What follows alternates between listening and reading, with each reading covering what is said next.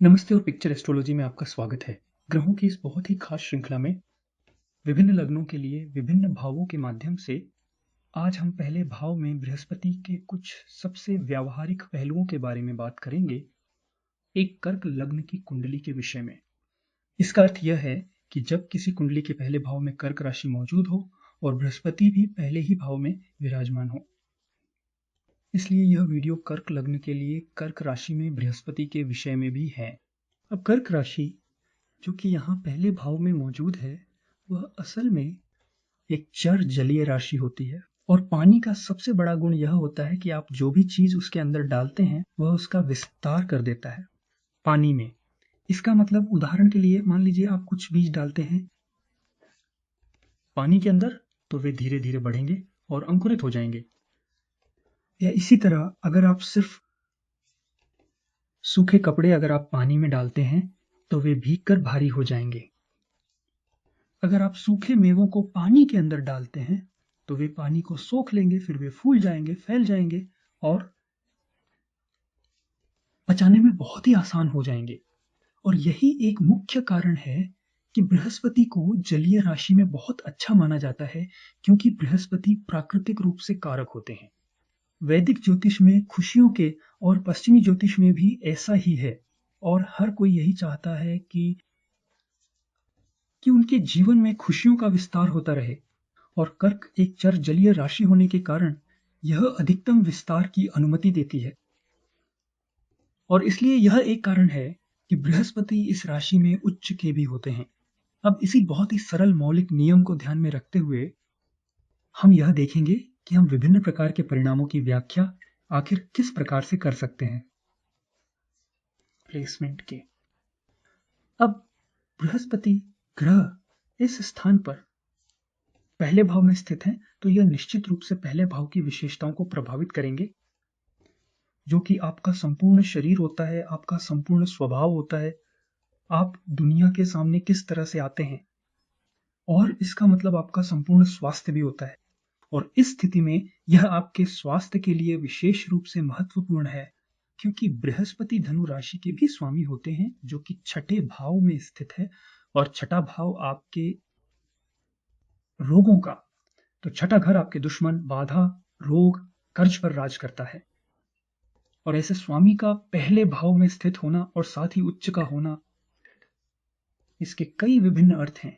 तो पहला भाव और यहां से बृहस्पति की दृष्टि पांचवें भाव, सातवें भाव पर पड़ती है और नौवें भाव पर वैदिक ज्योतिष में बृहस्पति की विशेष दृष्टियां होती हैं। इसलिए ये महत्वपूर्ण भाव भी प्रभावित होते हैं। और सिर्फ प्रभावित ही नहीं, बृहस्पति की इस स्थिति से सीधे प्रभावित होते हैं। तो जो सिद्धांत हमने अभी अभी देखा, बृहस्पति जलीय राशि में विस्तार करते हैं। अब बृहस्पति स्वयं भी खगोलीय रूप से भी सौर मंडल के सबसे बड़े ग्रहों में से एक है। चौड़ाई में बृहस्पति का जलीय राशि में स्थित होना, यह आपके समग्र शरीर के लिए काफी अच्छा होता है। यह आसानी से वजन बढ़ने की प्रवृत्ति को दर्शाता है, विशेष रूप से बृहस्पति की अंतर्दशा और महादशा में। अब इसे इसके साथ जोड़कर देखिए, इसका प्रभाव आपके समग्र स्वास्थ्य पर पड़ता है और यह छठे भाव का स्वामी भी है, जो रोगों का भाव है।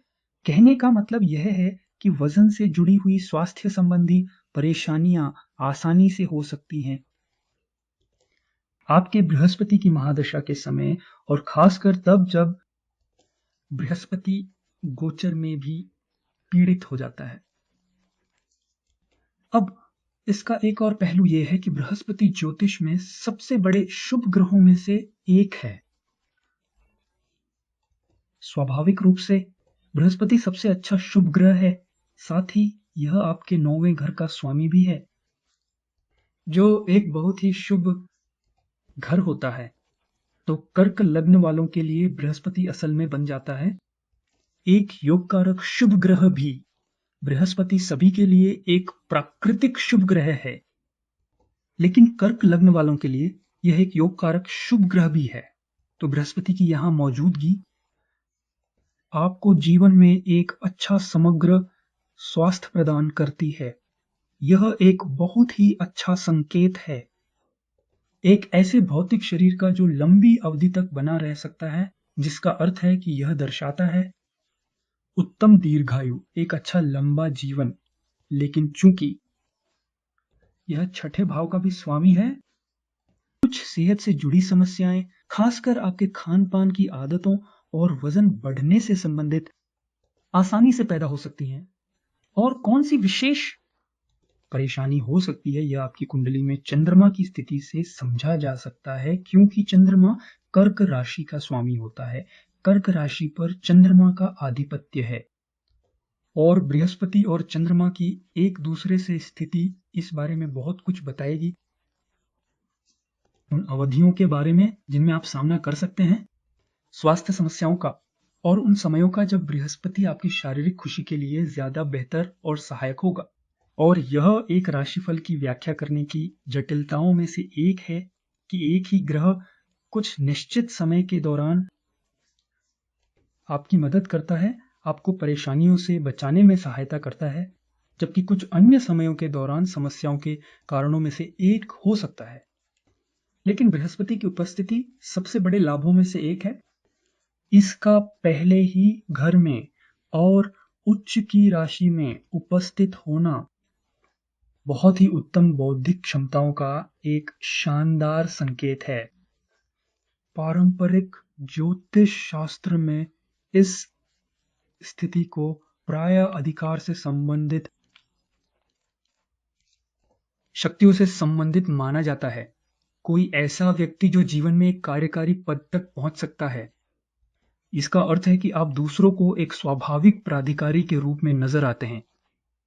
जिंदगी में कामयाबी या ऊंचा मुकाम हासिल करने के लिए यह एक बहुत ही फायदेमंद वक्त होता है। खासकर बृहस्पति की अंतर्दशाएं 16 वर्षों की मुख्य महादशा नहीं, लेकिन यह पाया गया है कि अंतर्दशाएं कहीं बेहतर उन्नति देती हैं और वे अधिक बार आती भी हैं।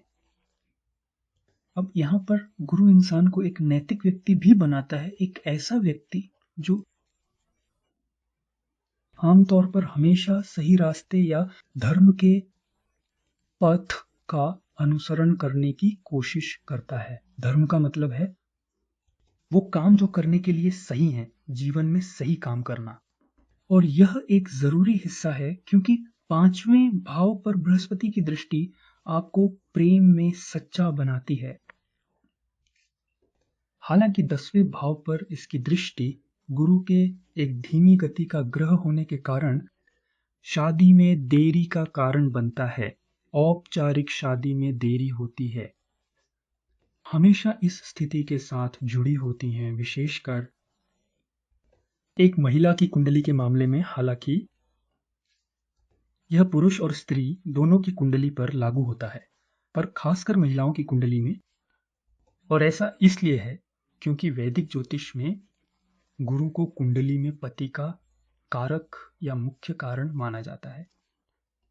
और ठीक इसी तरह यह कुछ देरी से भी जुड़ा हुआ है, परिवार की शुरुआत करने या संतान प्राप्ति में। और बात यह है कि अगर आपको कोई ऐसी कुंडली मिलती है जिसमें गुरु ऐसी स्थिति में है, लेकिन फिर भी जल्दी शादी हो रही है, तो निश्चित ही तेज चलने वाले ग्रहों का प्रभाव होगा, जो चंद्रमा है या बुध का 7वें भाव के साथ बहुत मजबूत योग हो। अगर ये दोनों ग्रह पहले से ही यहां बैठे हैं या वे एक साथ होकर किसी तरह गुरु पर प्रभाव डाल रहे हैं, ऐसा होना ही चाहिए इस देरी को थोड़ा बैलेंस करने के लिए। और मैं यह इसलिए कह रहा हूं क्योंकि अलग अलग लग्न के लिए अलग अलग राशियों में ग्रहों की इस श्रृंखला में हम किसी राशि के खास नतीजों के बारे में बात कर रहे हैं या किसी एक स्थिति के, लेकिन दूसरी स्थितियां भी होती हैं जो प्रभावित कर सकती हैं हालत को। तो मान लें अगर गुरु 7वें भाव पर अकेला मजबूत प्रभाव है, तो यह देरी हमेशा सामने आएगी। तो यह सिर्फ एक खास प्लेसमेंट की व्याख्या है। और मैं कई बार ऐसे बहुत से कमेंट्स देखता हूं जहां एक या आप जानते हैं कुछ चीजें चर्चा के अनुसार नहीं होती हैं तो कृपया जांचें। ऐसे कारण जरूर मौजूद होंगे। इन वीडियोस का मकसद आपको यह समझाना है कि उस एक खास प्लेसमेंट का असल में क्या मतलब है। अब बच्चों के मामले में हमेशा लगभग 100% मामलों में यह बृहस्पति बहुत ज्यादा चिंता करने की प्रवृत्ति देता है, चाहे वह उनके स्वास्थ्य के बारे में हो या उनकी शिक्षा के बारे में या उनके पेशे के बारे में। यह किसी को एक बहुत ही ज्यादा देखभाल करने वाला माता पिता बनाता है जो अपने बच्चों की भलाई के लिए बहुत ज्यादा समर्पित हो जाता है, और चाहे इसकी जरूरत हो या न हो फिर भी किसी न किसी तरह चिंता करते हैं अपने बच्चों के बारे में। अब हमने शुरुआत में इस बारे में बात की थी कि जल राशि किसी भी चीज का विस्तार कर देती है जो उससे संबंधित हैं। अब छठे भाव का स्वामी बृहस्पति भी पहले भाव में है और छठा भाव कड़ी मेहनत से संबंधित है और उन किसी न किसी बाधाओं के साथ जिनका आपको अपने जीवन में सामना करना पड़ सकता है। वैदिक ज्योतिष में इसे शत्रु भाव यानी दुश्मन कहते हैं। तो अगर आप इस प्लेसमेंट को देखें, छठे भाव का स्वामी पहले भाव में अपनी उच्च राशि में स्थित है, लेकिन छठे भाव से पहला भाव 8वां भाव होता है। यदि आप छठे को पहला भाव माने, यदि आप यहां से गिनती करें तो यह 8वां भाव है। तो यह दिखाता है कि आपको अलग अलग स्तरों पर लोगों से गुप्त विरोध का सामना करना पड़ता है। हो सकता है लोग आपके वर्क स्पेस में या सामाजिक जगहों पर खुलकर आपका विरोध न करें, लेकिन आपकी सफलता से ईर्ष्या करने के कारण हो सकते हैं। आपकी बौद्धिक क्षमताओं से भी ईर्ष्या हो सकती है। क्या वे आपके काम को अंजाम देने की क्षमता से जलते हैं? इस तरह के विरोध का सामना आपको बड़ी चतुराई से करना पड़ेगा और यह आपसे जीवन में और ज्यादा कड़ी मेहनत भी करवाएगा। पर क्योंकि यह सफलता और सौभाग्य के नवम भाव का स्वामी है, आखिरकार आप अपने अप्रत्यक्ष गुप्त विरोध को परास्त करके विजयी होंगे।